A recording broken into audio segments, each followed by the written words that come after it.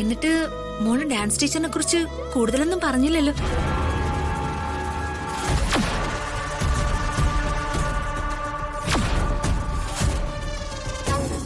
ടീച്ചറുടെ വീട്ടിൽ വെച്ച് ടീച്ചർ വരയ്ക്കുന്ന ഒരു പടം കണ്ടില്ലേ?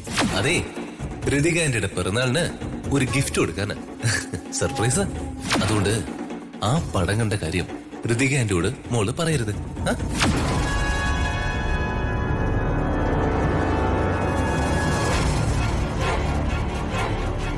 ടീച്ചർ കുറച്ചുനേരല്ലേ എന്നോട് സംസാരിച്ചോളൂ.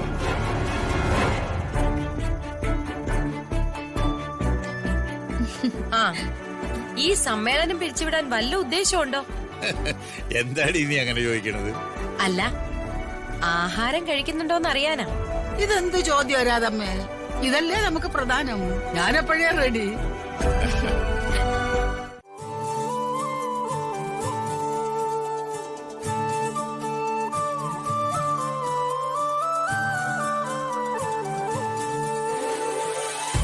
അയ്യോ, മരുമോളിരിക്കുന്നില്ലേ?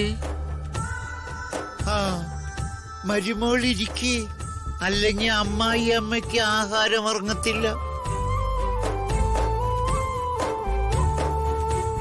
ഇങ്ങനെ സ്നേഹമുള്ള അമ്മായിമ്മമാരുണ്ടായിരുന്നെങ്കിൽ വീട്ടിലുള്ളവർക്ക് എന്താ ഒരു സമാധാനം. ഭക്ഷണം കഴിക്കുമ്പം എനിക്ക് സമാധാനം വേണം വേണുവാശാനെ. അതുകൊണ്ടാ ഞാൻ മരുമോളോട് ഇരിക്കാൻ പറഞ്ഞത്.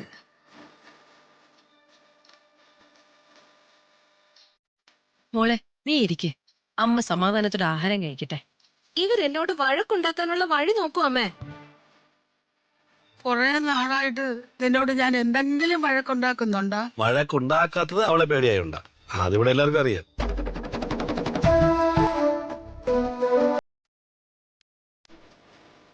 എനിക്ക് ആരോടും ഒരു വഴക്കും ഇല്ല. എനിക്ക് ആകെ വഴക്കുള്ളത് എന്റെ മോനോട് മാത്രമോ. എല്ലാവരും ഒത്തൊരുമയോടുകൂടി ആഹാരം കഴിക്കുന്ന വീട്ടില് സമാധാനവും സന്തോഷവും ഉണ്ടാവും. വേണുവാശാൻ ആ പറഞ്ഞത് ശരിയാ. നമ്മുടെ വീട്ടില് വല്ലപ്പോഴും വല്ല പൊട്ടല ചീറ്റല ഉണ്ടാകുന്നത് ഒഴിച്ചാ എന്തൊരു സമാധാനമല്ലേ. എന്തിനാ ജയന്റെ അമ്മേ ഒത്തിരി കാശും മണിമാളിയൊക്കെ? സമാധാനമാണ് ഏറ്റവും വലിയ സമ്പത്ത്.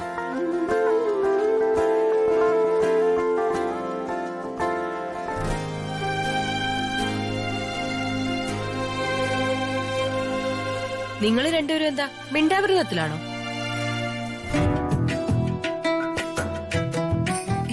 ഇല്ല രാധമ്മേ, ഇവിടെ അങ്കിളും വല്യമ്മയും തമ്മിൽ സംസാരിക്കല്ലേ. അതാ ഞാനും രാജു ഒന്നും മിണ്ടാതിരുന്ന. അല്ലേ രാജു? അതെ രാജു.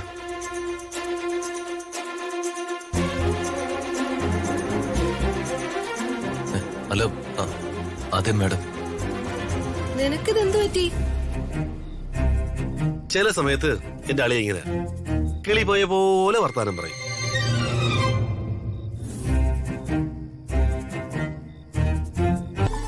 രാജമോന്റെ മനസ്സിൽ എപ്പോഴും വർമ്മ സാറും കുറെ ഫയലുകളും മാത്രം.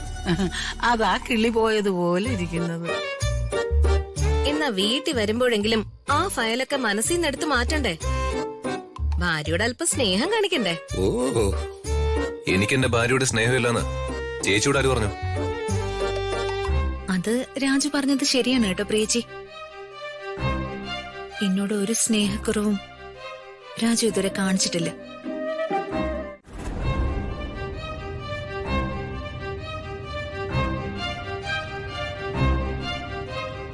രാജു സർ, എനിക്ക് ക്യാബിനറ്റ് മീറ്റിംഗ് ഉണ്ട്. നീ വേണമെങ്കിൽ മോളോടൊപ്പം അവളുടെ ഓഫീസിലേക്ക് വെക്കോ. ഉച്ചയ്ക്ക് ശേഷം എന്റെ ഓഫീസിൽ വന്നാൽ മതി. അതും വേണമെന്നില്ല അച്ഛാ. രാജു ഓഫീസിൽ വന്നോട്ടെ. എങ്കിൽ ശരി.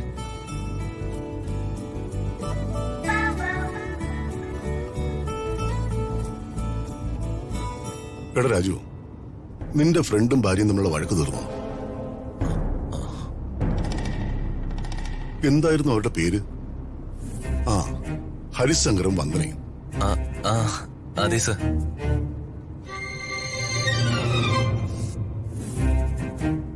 രാജു എന്താ നോവൽ എഴുതുന്നുണ്ടോ? എവിടുന്ന് കിട്ടിയ ഒരു ഹരിശങ്കറിനെ മന്ദനെ?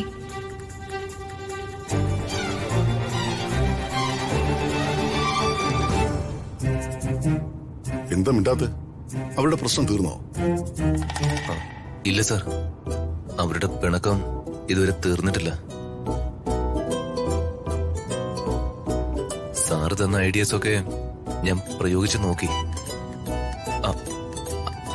അല്ല, അവനോട് പ്രയോഗിച്ചു നോക്കാൻ പറഞ്ഞു. പക്ഷെ ഇത്ര പറഞ്ഞു നോക്കിയിട്ടും അവന്റെ മിസ്സസിന്റെ പിണക്കം മാറുന്നില്ല.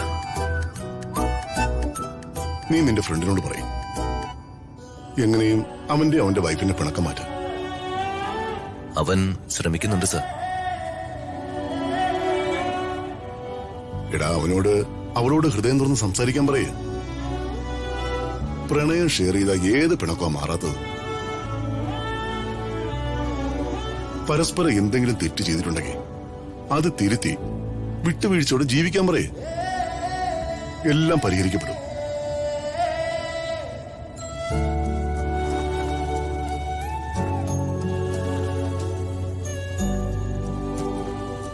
ഹരിശങ്കറിനെ മന്ദനെയും ക്യാരക്ടേഴ്സ് ആക്കി ഈ പ്രോബ്ലം രാജു അച്ഛനോട് വരെ ഷെയർ ചെയ്തു.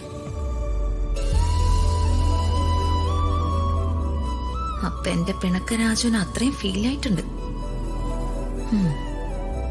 ആവട്ടെ, പ്രണയം എന്താണെന്ന് രാജു ഒന്ന് പഠിക്കട്ടെ.